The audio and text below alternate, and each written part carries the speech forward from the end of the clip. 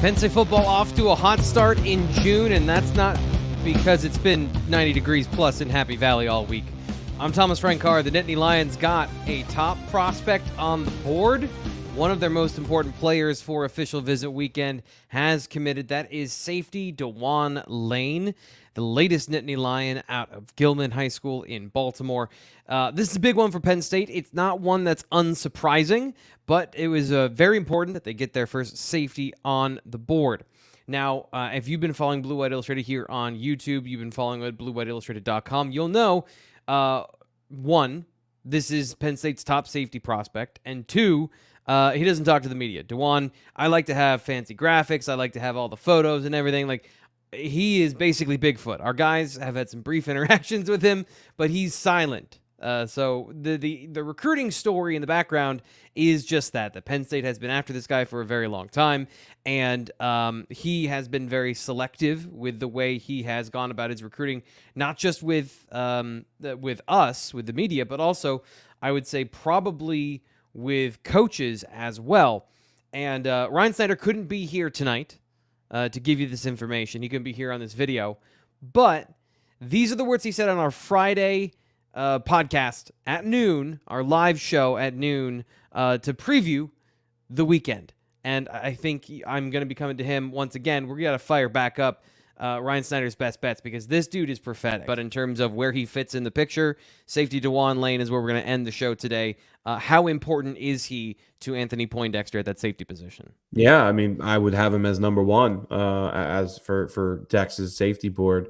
There's a couple quality guys, Torrey and College Sanders, Jalen McClain, a couple others, but I think Lane. Yeah, I remember having a talk with Dex one time, and that was I forget who it was about. It was about one of the current players, and how long he is and all that stuff. And Dex always raised. He's like, man, look at me. I'm a long safety. I'm a tall safety. And then I do a terrible Dex voice. He's like, I love big safeties, man. So I just always have that in my head when we see someone like Dejuan Lane, who's 6'2", almost pushing 6'3", of like, oh man, this guy looks like a linebacker. Then I have that Dex voice in my head about how he loves long safeties. I always just kind of remind myself of that. So certainly a safety, certainly a guy who moves well. Dejuan is not into the media scene. I don't know, man. I don't know. I think I've maybe did one interview with him, which was, I don't know, who knows how long ago now. But I think the key thing is, he did tell us in just short Twitter conversations that Penn State is his only official visit. I'm pretty sure it is still his only official visit. And that says a lot, right? When nothing else is set. I mean, all you got to do is look at his offer list too. I don't know where Georgia and some of those, Notre Dame, those elite programs stand with him as far as their safety boards and whatnot. But I mean, when you got North Carolina, South Carolina, Oklahoma, Wake Forest, Florida, Michigan, Tennessee, A&M. I mean, I can go on and on. Some of these schools absolutely have to be pushing for him to get an official visit. And again, as of, I don't know, a handful of days ago, Penn State was still the only one he has set. So that's a great sign for Penn State. Certainly someone that I don't want to say would be on commitment watch, but when you add everything up, and certainly everyone in last year we speak with seems to feel pretty good about this situation. He could be a potential dark horse for commitment this weekend. So keep an eye on that. I have got to get our guys to be a little more bold with their information, because he almost sticks the landing there of the first commitment, and he's like, oh, well, maybe I don't want to. Yeah, he put him on commitment watch earlier this week. So that is pretty great stuff. So if you want to check out more information from our Friday show, you'll learn a lot about what's coming up on this recruiting weekend, and just to go show you, our guys know what they're talking about. But check out the rest of that video for more information. We're going to give you the information about where he is in the On3 ranking here, but I want to take this with a little bit of a grain of salt, and I'll explain why. And you're going to notice here that he's listed as a linebacker for On3. So the industry ranking, he's just outside the On300 industry ranking, 304. Listed as a linebacker, 32nd in the nation, 9th overall player in Maryland.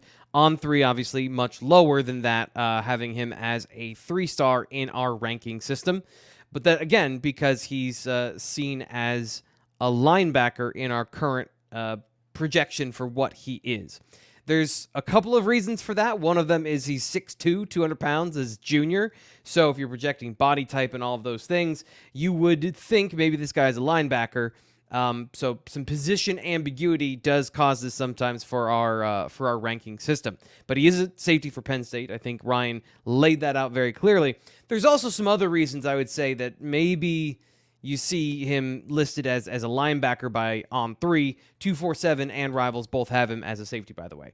So play his highlight film here and show you some of the things that I noticed. First off, nearly 6'3", 200 pounds, and he plays a lot in underneath coverage. So his team does a lot of 3 high stuff in terms of 1 deep safety, 2 deep corners, and then you put a safety in the box or in underneath coverage. He's the box safety. So then the question immediately when you see that becomes, does he have speed? So then you got to do a little bit of research, do some digging. No 40 times on him, but some good track times. You can see here, he doesn't play solely in underneath coverage, but he does play a lot in underneath coverage. What you see here on film is a lot of what you're going to see.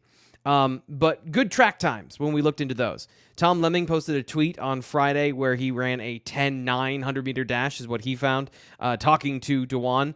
The best I found for him on some sites was 11.7, but either way, it's good track time for a player his size. And what you're really getting, exceptional ball skills. You can see the great hands, interceptions, receiving on offense. He's got great hands overall, so he can track the ball in the air. He can leap to get interceptions. He shows anticipation from multiple spots on the field. To me, that's a big thing. If it's not just he's running down pop flies from high school quarterbacks, some of these plays that you can see on film, he's actually reading and reacting to what he sees from the routes.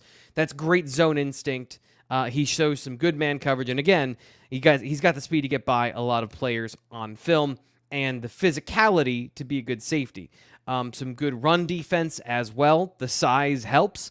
So good tackling, kind of a complete package when you look at everything he can do for you. Not a surprise that Dejuan Lane, while he might be a little bit underrated, I think if you look at his overall rating, it's pretty good, being a 4-star player. Maybe he's a little bit better than that, though. But still, another player that Penn State is getting in this class that I would consider slightly underrated. Go into the full film in T. Frank's film room this weekend to see where, the other stuff is. So some things that he doesn't show a lot on film that I'll be interested in. You see 1 or 2 man coverage plays.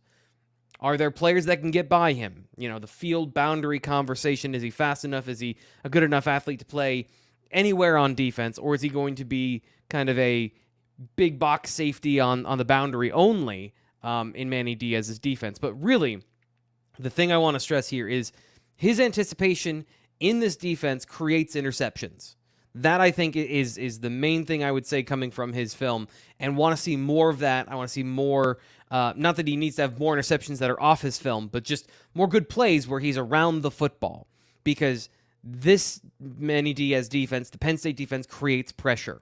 And when you create pressure, you create quick throws and the opportunity to jump routes. That Prowler package defense on 3rd down, having a guy that has those instincts, a Tig Brown, maybe Zakee Wheatley this fall. We'll see where that goes. KJ Winston, good comparison. But if there's a guy that I think he compares to pretty well, Dakari Nelson, similar body type, similar set of skills in terms of physical skill set. Maybe Dakari was a little more freakish, a little faster, some more confirmed times on 100-meter dash and 40 times, but they're close. Very close comparison between the two. Now, Nelson spent more time at corner in high school, and Lane spent a lot of time at safety. So knowing about his man coverage skills and what those might bring to the table is a little bit different. But overall, Penn State is getting their top safety prospect with, I'm not going to say no drama, but a very clean, he commits the weekend of his official visit. And as Ryan told you, as of Friday afternoon, had no official visits scheduled anywhere else, and then commits. So Penn State getting a great player at a position where they just keep stacking talent. That safety board keeps getting deeper and deeper and deeper. Anthony Poindexter doing a great job keeping that going for the Penn State defense with a guy that we think fits very well from a profile standpoint, and from, as Ryan said, Anthony Poindexter loves big safety. So he gets another one with good speed and movement skills. Keeping that level of that bar of play and that bar of physical ability in the secondary, I think that's really important. They're doing that on the outside at corner. Now they're doing it at safety. So I'm Thomas Frank Carr. That'll do it here for today's breaking news for Dejuan Lane committing to the Nittany Lions. Subscribe to Blue White Illustrated on YouTube and wherever you get your podcasts. Of course, BlueWhiteIllustrated.com. Right now, you can sign up for an entire year for just $50, or you can get the rest of the summer for $1. However you want to slice it, that's a great deal. We'll be here with more breaking news covering everything from official visit weekend. Also, there's a camp on Sunday. May was fun. May was nice. There wasn't as much going on. There's a lot coming in June and July, so stay tuned with Blue White Illustrated.